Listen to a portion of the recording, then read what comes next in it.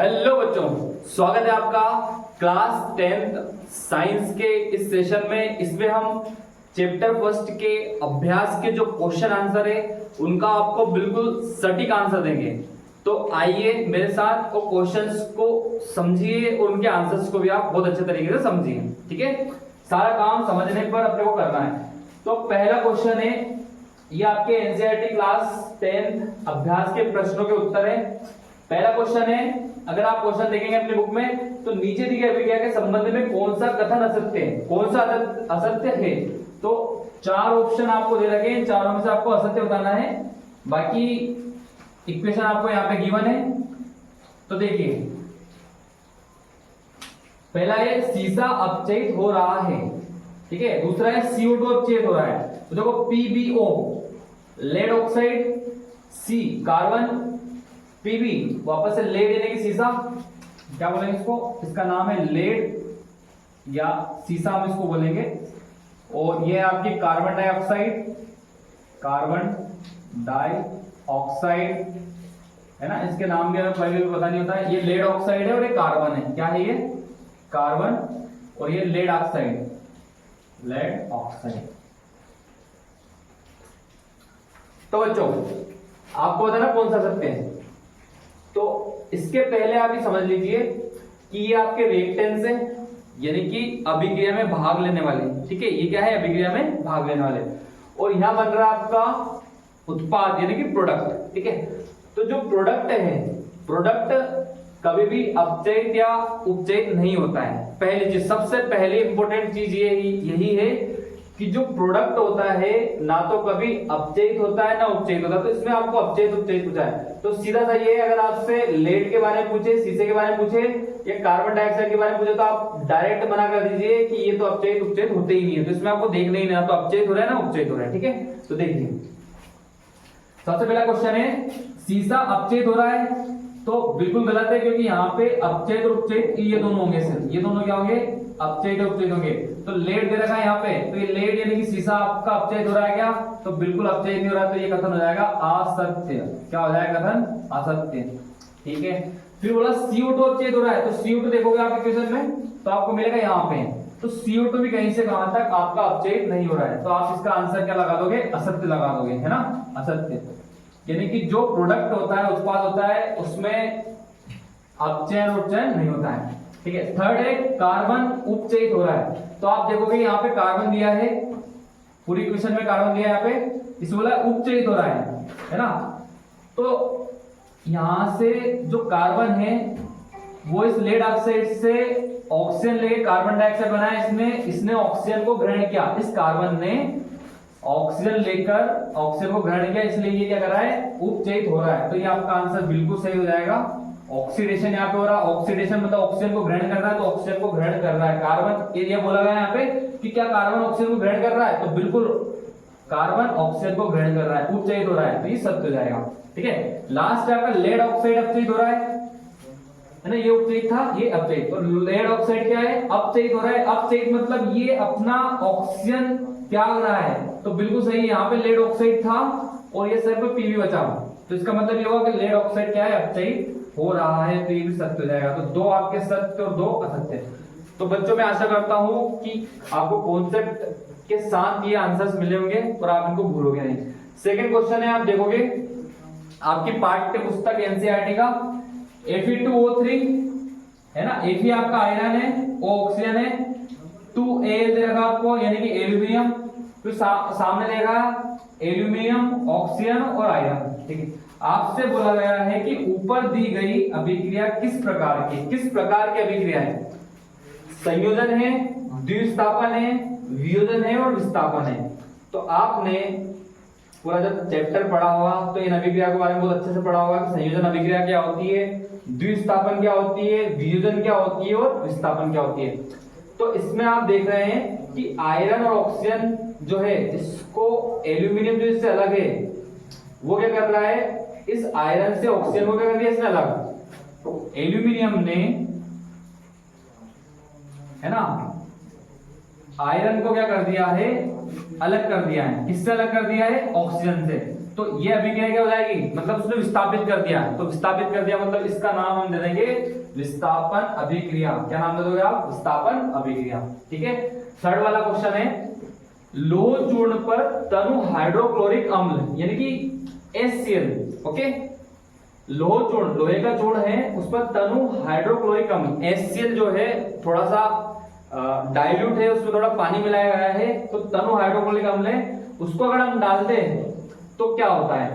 सही उत्तर पर आपको निशान लगाना है। तो ध्यान से देखिएगा, हाइड्रोजन गैस एवं आयरन क्लोराइड बनता है, क्लोरीन गैस एवं आयरन हाइड्रोक्साइड बनता है, कोई अभिक्रिया नहीं होती है और आयरन लवण एवं जल बनता है। तो मैं आपको बता दूं कि आपका लोह चूर्ण है, तो लोह चूर्ण में आपका आयरन होगा और हाइड्रोक्लोरिक में अम्ल में होगा HCl। ठीक है, तो वहां पे आपका हाइड्रोजन गैस बनेगा और आयरन क्लोराइड बनेगा। तो पहला आंसर इसका क्या हो जाएगा, सही हो जाएगा। ठीक है, इसके बाद हम देखते हैं नेक्स्ट क्वेश्चन। हाँ तो बच्चों, क्वेश्चन नंबर 4 से लेके क्वेश्चन नंबर 5 का जो सॉल्यूशन है वो आपको जो है हमारे केमिस्ट्री वाले सर बहुत अच्छे तरीके से समझाएंगे। तो मैं सर को आमंत्रित करता हूँ, सर आइए और आगे क्वेश्चंस बच्चों को बताइए। आपका बहुत बहुत धन्यवाद। बच्चों, आपका जो रसायन विज्ञान संबंधित चीजें हैं मैं आपको अच्छे से क्लियर करवाता हूँ। अभी आपका जो एनसीईआरटी कक्षा 10वीं की जो अभ्यास प्रश्न उत्तर चल रहे हैं, इसमें हम क्वेश्चन नंबर 4 को देखते हैं। क्वेश्चन आपका क्या है, तो सबसे पहले क्वेश्चन आप देख लीजिए। क्वेश्चन दिया, संतुलित रासायनिक अभिक्रिया क्या है, रासायनिक समीकरण को संतुलित करना क्यों आवश्यक होता है। तो बच्चों, संतुलित रासायनिक अभिक्रिया क्या होती है, तो ऐसी रासायनिक समीकरण जिसमें तीर के निशान के लेफ्ट साइड और राइट साइड जो तत्वों के परमाणु की जो संख्या होती है वो समान होनी चाहिए। जैसे कि मैं पहले आपको एक उदाहरण दे देता हूँ कि किस तरीके से होना चाहिए। तो संतुलित, जैसे फॉर एग्जांपल मैं यहाँ पर एक जल का उदाहरण ले लेता हूँ जो कि अक्सर आपने देखा होगा, जैसे H2O2, ये बहुत नॉर्मल एग्जांपल होता है। इन दोनों के संयोग से क्या बनता है, जल बनता है। ओके, तो देखो अब ये लेफ्ट साइड और ये राइट साइड है, तो तीर के लेफ्ट साइड और राइट साइड जो आपके तत्व होते हैं उनका भार बराबर होना चाहिए, या बोल सकते हैं जो परमाणु उनकी संख्या बराबर होना चाहिए, तभी जाके संतुलित समीकरण बन पाएगी। जैसे यहाँ पे देखिए, यहाँ पर ऑक्सीजन आपको दिखाई दे रहा होगा 1 है और यहाँ पर ऑक्सीजन कितने हैं, 2 है। तो मैं इसको 2 बनाने के लिए इसका 2 लगा देता हूँ, तो हमारे पास ऑक्सीजन कितना हो गया, 2। लेकिन यहाँ पर ऑक्सीजन तो 2 है, अब हाइड्रोजन यहाँ 2 है, लेकिन यहाँ पर हाइड्रोजन कितने हैं, 4, तो यहाँ 2 लगा देते हैं। अब आप जब इसको सही से देखेंगे तो यहाँ पर 2 दूनी 4 हाइड्रोजन, 2 दूनी 4 हाइड्रोजन, यहाँ 2 ऑक्सीजन और 2 एकम 2 ऑक्सीजन, यानी कि समीकरण जो है आपका संतुलित हो चुका है। अब बच्चों, संतुलित समीकरण तो हो गया है, लेकिन रासायनिक समीकरण को संतुलित करना आवश्यक क्यों होता है। तो आपने एक नियम सुना होगा, द्रव्य के संरक्षण का नियम, द्रव्य संरक्षण का जो नियम होता है, संरक्षण नियम। ये नियम क्या बोलता है, ये नियम बोलता है कि किसी भी रासायनिक अभिक्रिया में जब अभिकारक रासायनिक अभिक्रिया को करते हैं तो उनसे बनने वाला उत्पाद और रासायनिक अभिक्रिया में भाग लेने वाले जो भी अभिकारक होते हैं हमेशा उनकी मात्राओं का जो योग होता है वो बराबर होता है। यानी मैं बोल सकता हूँ, यहाँ पर आप चेक करना कि यहाँ पर जैसे 2 अभिकारक थे, तो अभिकारक से जो उत्पाद बना है और अभिकारक है, ये दोनों हमेशा क्या रहेगा, इनकी मात्राओं का योग बराबर होगा। मैं ऐसा बोल सकता हूँ सिंपल सा कि इन दोनों की जो मात्रा है वो 50 ml है या 50 ml, ओके 50 ml मान लिया, तो उत्पाद की भी मात्रा कितनी रहेगी, 50 ml। यही द्रव का संरक्षण का नियम होता है। जो द्रव संरक्षण नियम बोलता है कि द्रव्य को ना तो हम नष्ट कर सकते हैं ना ही बना सकते हैं, बस उसको एक रूप से दूसरे रूप में बदल सकते हैं। जैसे उदाहरण के लिए एक और उदाहरण देता हूं आपको। जैसे हम क्या करता है, एक कोनिकल फ्लास्क में लेता हूं सिंपल सा, ठीक है, एक फ्लास्क लिया, इस फ्लास्क में आप कुछ रेत ले लीजिए, ओके, कुछ रेत लेने के बाद यहाँ पर फास्फोरस के मैंने कुछ टुकड़े डाल दिए, ओके, और फ्लास्क को कोर्क से बंद कर दिया। और मान लीजिए इसका वजन जो है अभी हाल फिलहाल के लिए 100 ग्राम है, कितना है, 100 ग्राम। मैं इसको क्या करूंगा, गर्म करूंगा। जैसे मैं इसको गर्म करता हूं वैसे जो फास्फोरस होगा वो पूरी तरीके से पिघल जाएगा और धुएं के रूप में पूरे फ्लास्क में फैल जाएगा। अब फास्फोरस जो कि पूरे फ्लास्क में फैल चुका है, अब फास्फोरस आपको दिखाई नहीं देगा, लेकिन उसका कुछ धुआं इस दीवार पर आपको दिखाई देगा। अब करना क्या, इसको ठंडा करके वापिस से आपको तोड़ना है। जैसे ही आप वेट करोगे तो वहां पर आपका वापिस से वेट कितना आएगा, 100 ग्राम ही आएगा। यानी कि फ्लास्क को गर्म करने से पहले और फ्लास्क को ठंडा करने के बाद जब हमने दोनों का वेट किया तो क्या हुआ, वेट में कोई चेंजेस नहीं आया। तो रासायनिक समीकरण को संतुलित करना अनिवार्य इसलिए होता है क्योंकि द्रव्य संरक्षण के नियम का पालन करेगा तभी जाके आपका समीकरण संतुलित माना जाएगा। ठीक है, अब देखो बच्चे क्वेश्चन नंबर 5 की तरफ हम चलते हैं। यहाँ पर क्वेश्चन नंबर 5 क्या है, निम्न कथनों को रासायनिक समीकरण के रूप में परिवर्तित करना है। मान लो आपको क्वेश्चन दे दिया जाता है, जब भी थ्योरेटिकल इस टाइप के क्वेश्चन आते हैं तो उनको सोल्व करना बहुत आसान होता है। क्यों आसान होता है, क्योंकि यदि आप रासायनिक समीकरण को संतुलित करना सीख जाते हो और जो तत्व होते हैं तत्वों को आप बनाना सीख जाते हो, जैसे यहाँ पर दिया है नाइट्रोजन बोला, क्या बोला, नाइट्रोजन, तो नाइट्रोजन का सूत्र होता है N2। बच्चों N क्यों नहीं होता है, तो आप याद रखना कुछ जो तत्व होते हैं वो डायटोमिक होते हैं। ठीक है, तो यहाँ पर नाइट्रोजन क्या डायटोमिक है, तो मैंने नाइट्रोजन लिया प्लस यहाँ पर मैंने हाइड्रोजन लिया, हाइड्रोजन गैस। ठीक है, नाइट्रोजन हाइड्रोजन गैस से संयोग करके अमोनिया बनाती है। तो ये कौन है, गैस फॉर्म में है, नाइट्रोजन गैस है और हाइड्रोजन में हमारे पास क्या गैस है और अमोनिया बनता है। तो बच्चों अमोनिया का जो सूत्र होता है वो होता है NH3। अब क्या ये समीकरण संतुलित है, तो नहीं, क्योंकि यहाँ पर नाइट्रोजन 1 है और यहाँ नाइट्रोजन 2 है, तो मैं इस नाइट्रोजन को कितना करूंगा, डबल करूंगा। जैसे मैंने नाइट्रोजन को डबल किया तो यहाँ पर नाइट्रोजन तो बैलेंस हो चुका है, लेकिन हाइड्रोजन देखिए 2 × 3 यानी नाइट्रोजन हो जाएगा 2 किया 6। तो मैं इधर देखता हूँ तो यहाँ पर आपका हाइड्रोजन कितना है, यहाँ 2 और यहाँ 6, तो इसके आगे इसी संख्या लेके 6 बन जाए, तो यहाँ पे मैं 3 ले लेता हूँ, तो 3 दूनी 6। तो ये क्या हो गया, आपका इस टाइप का आपने समीकरण कर दिया तो आपका 1 नंबर का जो भी क्वेश्चन आता है उसको आप आसानी से सोल्व कर पाओगे, है ना। आगे हम बात करते हैं हाइड्रोजन सल्फाइड। ओके, ये लिखा हुआ है यहाँ पर हाइड्रोजन सल्फाइड गैस का वायु में दहन, वायु में यानी कि ऑक्सीजन के साथ ऑक्सीजन की जो मात्रा होती है उसमें हम किसको जलाना है, हाइड्रोजन सल्फाइड को। तो हाइड्रोजन सल्फाइड का सूत्र होता है H2S। इसको वायु के साथ हम बर्न कर रहे हैं, नहीं जला रहे हैं, यानी दहन कर रहे हैं, होने पर जल बनता है। क्या बनता है, तो जल बनता है, तो जल का फॉर्मूला होता है H2O जो कि लिक्विड फॉर्म में होता है, एवं सल्फर डाइऑक्साइड बनता है, SO2 बनता है। अब हम इसको देखेंगे क्या है, बैलेंस है। तो सबसे पहले हम क्या करना है, आपको ये ध्यान रखना है कि हाइड्रोजन जो होता है और ऑक्सीजन होता है इनको हमको सबसे आखिरी में बैलेंस करना चाहिए। किसको, एक तो ऑक्सीजन को और एक हाइड्रोजन को, क्योंकि ज्यादा अमाउंट में ये मिलेंगे आपको। तो पहले इसके अलावा वाले हम एलिमेंट जो होते हैं तब उनको बैलेंस कर लें। तो यहाँ पर आपको ऑक्सीजन हाइड्रोजन के अलावा क्या दिखाई दे रहा है, तो मुझे यहाँ पर सल्फर दिखाई दे रहा है, तो मैं सल्फर को बैलेंस करता हूँ। यहाँ पे सल्फर 1 है और यहाँ भी सल्फर कितना 1, तो ये बैलेंस होता हुआ दिखाई दे रहा है। तो हम सेकंड ऑक्सीजन को कर लेते हैं। यहाँ ऑक्सीजन कितना है, 2 है और यहाँ ऑक्सीजन 1 और 2 3 हो रहा है टोटल। तो ये एक तरफ 3 एक तरफ 2 है, तो हम इसके आगे यदि 2 लगा दें, कितना लगा दें 2, तो 2 और 2 ऑक्सीजन 4 हो जाएगा। तो इसको मैं 4 कर लूं, मतलब ऑक्सीजन हमारा बैलेंस हो चुका है। अब जैसे ऑक्सीजन बैलेंस हुआ है, आप आ जाइए हाइड्रोजन पर। तो हाइड्रोजन कितना है, 2 दूनी 4 और यहाँ पर हाइड्रोजन कितना है 2 है, तो मैं इसके आगे 2 लगा दूं, ये भी 4 कर दिया मैंने। हाइड्रोजन 2 दूनी 4, यहाँ पे हाइड्रोजन 2 दूनी 4, ऑक्सीजन हो चुका था पहले। अब बचा आपका सल्फर, तो देखो ये 2 लगाने से सल्फर 2 हो गए, तो यहाँ मुझे 2 लगाना पड़ेगा।